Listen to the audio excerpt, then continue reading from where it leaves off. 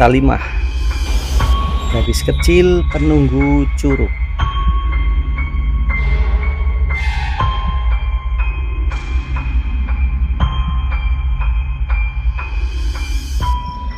Sore hari, sesudah pulang dan sampai rumah dari acara outbound di sebuah curug atau air terjun di daerah Banyumas, Jawa Tengah, Bu Yana membuka foto-foto acara tadi siang di HP-nya.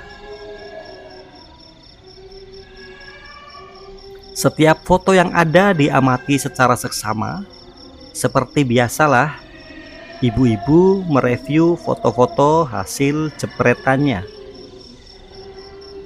Dari beberapa foto yang diamati, ada salah satu foto yang punya kejanggalan, yaitu saat dia menfoto teman yang sedang istirahat dan tiduran di hammock. Ternyata di situ ada penampakan gadis kecil yang sedang berdiri. Dia yakin seyakin-yakinnya tidak ada orang lain selain para peserta outbound dan instrukturnya, dan semuanya adalah orang dewasa, tidak ada anak kecil. Karena merasa takjub sekaligus takut, maka Bu Yana langsung saja share itu foto ke grup outbound tadi. Sontak sudah bisa dipastikan pasti terjadi kehebohan. Semua anggota grup juga saling meyakinkan kalau di tempat tadi benar-benar tidak ada orang lain, apalagi anak kecil. Setelah semua anggota grup melihat foto itu, dari sinilah cerita yang sebenarnya dimulai.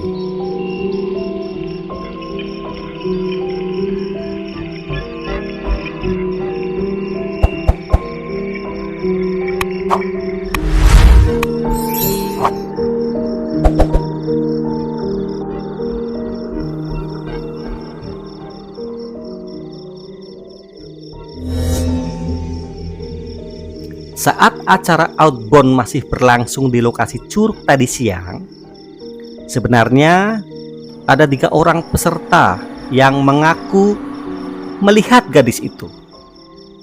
Mereka adalah Pak Yuda, Pak Tommy, dan Bu Widi.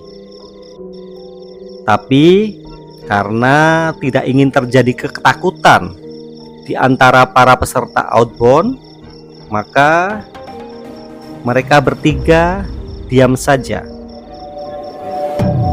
Karena mereka sadar kalau gadis kecil itu sebenarnya bukan anak manusia seperti kita. Dalam suasana kehebohan di grup WA itu, akhirnya Pak Yuda bercerita. Sebenarnya dia tahu kalau gadis kecil itu sudah datang dan bergabung dengan para peserta sejak para peserta datang di lokasi. Selama acara berlangsung, gadis kecil itu ikut bergabung, ikut senam, ikut loncat-loncat. Bahkan saat break makan siang pun, gadis itu juga ikut makan.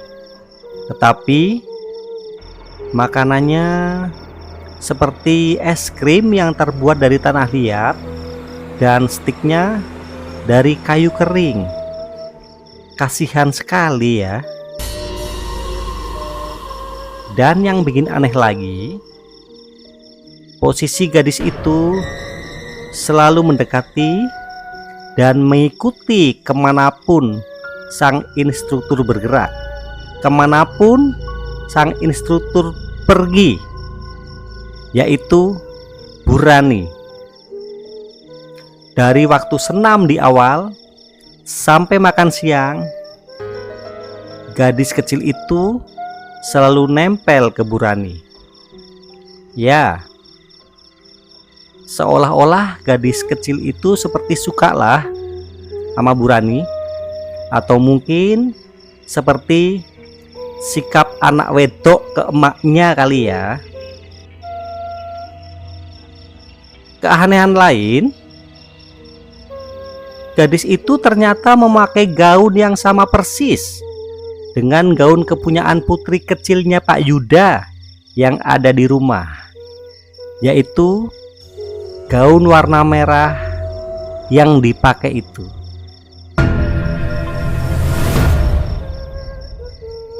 Karena memang Pak Yuda sudah mengamati tingkah laku gadis kecil itu dari tadi, maka di suatu kesempatan akhirnya Pak Yuda tergelitik juga ya untuk ngajak komunikasi gadis kecil itu. Kamu siapa? Nama aku Salimah. Terus, kamu tinggal di mana? Di sini, itu Ayah ibu? Di mana? ayah ibuku sudah meninggal. Saya tinggal sendirian di sini. Oh, kok kamu masih kecil? Usia kamu berapa? Aku memang seperti gadis kecil usia 6 tahun, tapi sebenarnya usiaku 250 tahun. Kenapa kamu di sini terus? Aku ingin ikut bermain, boleh ya? Iya, boleh. Boleh ikut, tapi jangan mengganggu ya. Iya.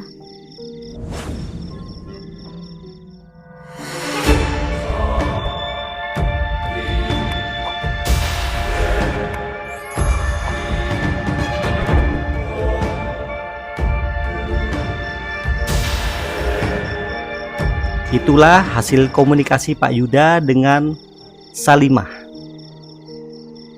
Sore hari pun datang dan acara pun harus diakhiri. Saat para peserta mau meninggalkan lokasi dan pulang, Salimah masih berusaha mau ikut pulang dan tangannya selalu memegang kain hijab bagian belakang Burani. Tapi Burani tak tahu akan itu semua.